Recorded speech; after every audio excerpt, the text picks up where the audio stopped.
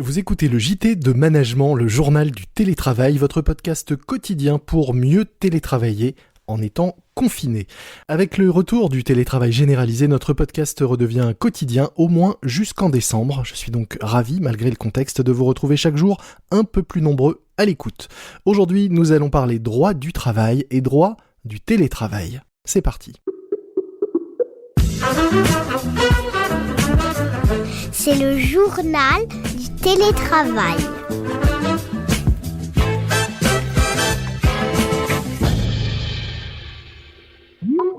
J'ai le plaisir d'accueillir aujourd'hui dans le journal du télétravail de Management Maître Benjamin Lousier, avocat associé en droit social au sein du cabinet Redlink. Bonjour. Bonjour. Alors depuis l'annonce du nouveau confinement, le gouvernement encourage les entreprises à avoir massivement recours au télétravail, mais on a l'impression que beaucoup se demandent si cet encouragement est une obligation ou juste un encouragement. Alors qu'en est-il exactement ? C'est un encouragement, ça ne peut pas être une obligation pour une raison simple, c'est que le Conseil d'État, dans une décision du 16 octobre 2020, a indiqué que le protocole sanitaire était un ensemble de recommandations et n'avait pas force de loi et n'avait pas de force obligatoire.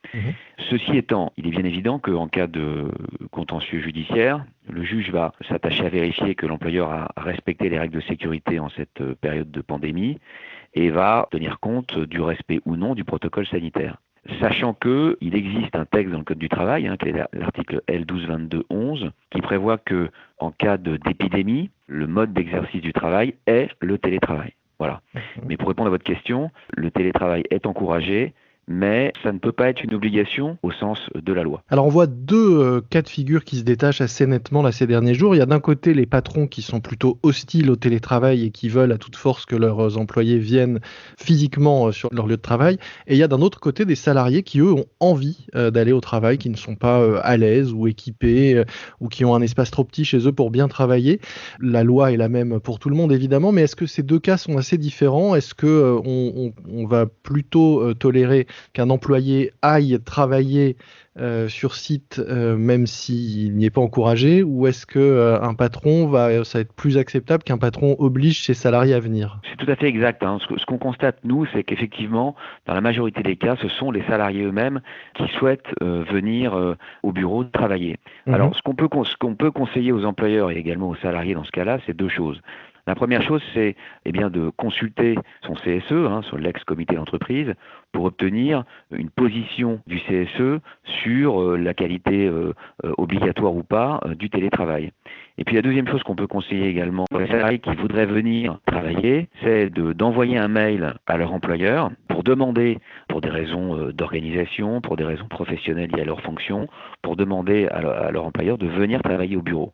Ce qui permettra d'abord d'avoir un avis favorable du CSE et puis surtout de couvrir la responsabilité de l'employeur et également dans une certaine mesure du salarié, puisque le Code du travail prévoit que le salarié lui-même doit aussi contribuer à la protection de sa propre santé et également faire attention à la santé des autres. Donc attention aussi là-dessus, c'est important qu'on ait une preuve du côté de l'employeur et du salarié qu'il y a eu une demande de venir travailler dans l'entreprise et que cette demande a été acceptée. Alors prenons les cas dans l'ordre. Si mon patron veut que je vienne à toute force travailler, mais que moi je ne veux pas, qu'est-ce qui se passe ? Si vous ne voulez pas venir travailler et que le patron vous garantit que les règles de sécurité dans l'entreprise sont respectées et le démontre, c'est-à-dire port du masque, gestes barrières, etc., vous devez venir travailler.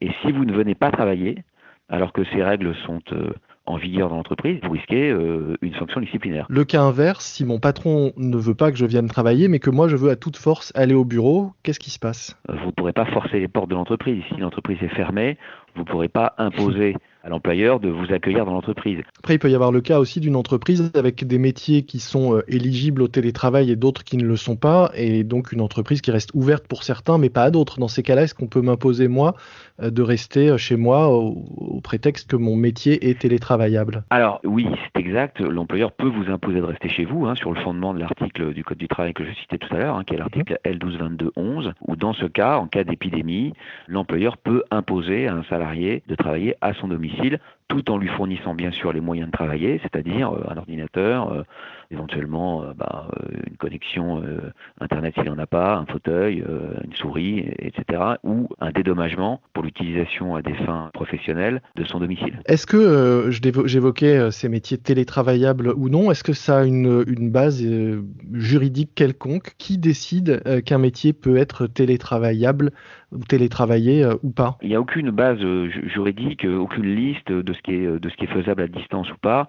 Le critère, c'est la faisabilité technique, en réalité. Alors, si vous avez un emploi sur une chaîne, vous ne pouvez pas, effectivement, sur une chaîne de montage, vous ne pouvez pas le faire à distance. Donc, il faudra que vous soyez présent dans l'entreprise. Et alors, très concrètement, est-ce qu'un poste qui aurait été télétravaillé lors du premier confinement sera obligatoirement considéré comme télétravaillable aujourd'hui? En clair, si mon employeur me dit, bah non, là, finalement, ça s'est bien passé, ok, en mars-avril, mais là, je préfère que vous veniez au bureau et que j'en ai pas envie, comment on tranche? C'est vrai que c'est compliqué. Si un salarié a été en télétravail en mars-avril et qu'aujourd'hui on lui dit mais c'est plus possible de faire du télétravail, on est un peu en contradiction. Ceci étant, encore une fois, la règle c'est la protection de la santé des salariés. L'employeur peut exiger une présence au bureau s'il garantit que les règles de sécurité sont respectées. C'est-à-dire tout ce qu'on connaît aujourd'hui, les masques, les gestes barrières et tout ce qui permet d'éviter trop de contact avec les autres salariés. De ce que vous en voyez aujourd'hui, est-ce que vous pensez qu'il va réellement y avoir à la fois des contrôles sur ce qui est fait pendant cette période de confinement et éventuellement des sanctions ou des litiges demain? Il y a eu beaucoup de contrôles concernant notamment l'activité partielle. Il y en a encore en ce moment.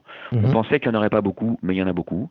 Donc, est-ce qu'il y aura des contrôles concernant le télétravail? Oui, il y aura des contrôles. Il n'y en aura pas beaucoup parce que proportionnellement, évidemment, les moyens de l'inspection du travail sont limités. Ils ne sont pas non plus des dizaines d'inspecteurs du travail ou de contrôleurs du travail pour venir contrôler les entreprises. Mais il y aura certainement des contrôles qui feront suite certainement à des dénonciations et il y aura donc des contrôles ciblés. Après, concernant les sanctions, il peut y avoir des poursuites pénales, il peut y avoir des poursuites civiles, dans l'hypothèse où la sécurité des salariés n'est pas garantie. Prenons l'exemple d'un salarié à qui on interdit le télétravail, à qui on impose de venir dans l'entreprise, et dont les règles de sécurité ne seraient pas respectées. Il pourrait à la fois saisir le juge civil, même en référé en urgence, pour demander à ce que des règles de sécurité soient mises en place. Il pourrait également saisir le juge pénal pour une mise en danger de sa propre personne. Il pourrait également saisir l'inspection du travail. Il pourrait également saisir le CSE, c'est-à-dire les élus, voire un syndicat, pour qu'il déclenche un droit d'alerte, par exemple. Voilà. Donc il a des recours judiciaires et même des recours judiciaires d'urgence. On a dit également que si l'employeur et le salarié étaient d'accord tous les deux pour venir, pour que le travail se fasse physiquement au sein de l'entreprise, a priori, on ne pouvait pas les contraindre à faire autrement. Mais est-ce que demain, quelqu'un d'autre que l'employeur ou l'employé pourrait être légitime et pour entamer des démarches et demander d'éventuelles sanctions? Oui, alors la seule personne qui pourrait demander les sanctions, ce serait l'autorité publique en fait. Ça pourrait être l'inspection du travail qui pourrait dire écoutez, vous ne respectez pas les règles de sécurité dans l'entreprise, quand bien même l'employeur et le salarié seraient d'accord. Le juge pénal pourrait éventuellement s'immiscer là-dedans, c'est-à-dire un procureur de la République pourrait engager des poursuites. Enfin, ça serait un peu étonnant de poursuivre un employeur alors même que le salarié et l'employeur sont d'accord, et sont d'accord en plein consentement, j'allais dire, sans pression sur le salarié. Ça serait étonnant dans la mesure où la loi pénale nécessite une intention délictueuse, une intention frauduleuse. Ça serait étonnant dans la mesure où il n'y aurait pas de plaignant, puisque le salarié ne serait pas plaignant, qu'il y ait des poursuites pénales, des poursuites judiciaires sans qu'il y ait en fait aucun plaignant. Mais en théorie, ce serait possible effectivement que l'inspection du travail poursuive un employeur. Quel conseil vous donneriez pour finir à la fois aux employeurs et aux salariés dans cette période, que l'on veuille ou non télétravailler ou venir sur site? Moi, le conseil que je donne, c'est d'abord d'être dans la concertation, c'est-à-dire qu'il faut d'abord saisir le CSE, c'est-à-dire l'ex-comité d'entreprise, pour avoir un consensus dans l'entreprise sur la mise en œuvre ou non, ou les limites du télétravail. Et ensuite, évidemment, vérifier que toutes les règles de sécurité, notamment les règles qui concernent la protection des salariés, les distances, etc., soient respectées. Et enfin, c'est toujours ce même consensus, c'est de discuter avec les salariés pour savoir si les salariés veulent venir au bureau ou s'ils préfèrent travailler de chez eux quand c'est possible. Le maître mot, c'est la concertation. Et éventuellement, si on a des doutes sur la sécurité, peut-être faire venir la médecine du travail pour faire un audit de sécurité dans l'entreprise. Alors je sais que c'est un peu compliqué en ce moment, mais ça permet aussi de prendre des garanties en matière de sécurité. Merci beaucoup Benjamin Lousier. Je rappelle que vous êtes avocat associé en droit social au sein du cabinet Redlink. Merci à vous, au revoir. C'est la fin de ce nouvel épisode du JT, le journal du télétravail de management. N'oubliez pas de vous abonner, vous ne manquerez ainsi aucun nouvel épisode, notamment si vous utilisez la nouvelle application de podcast Audio Now, disponible gratuitement sur Android et iPhone, et qui vous permet de découvrir les meilleurs podcasts du moment, dont ce JT, avec 24 heures d'avance sur les autres plateformes, grâce à une exclusivité réservée à Audio Now. Moi je vous dis à très vite pour une nouvelle édition du JT de management. D'ici là, soyez prudents, respectez les gestes barrières, portez-vous bien et bon télétravail à tous. C'est le journal du télétravail.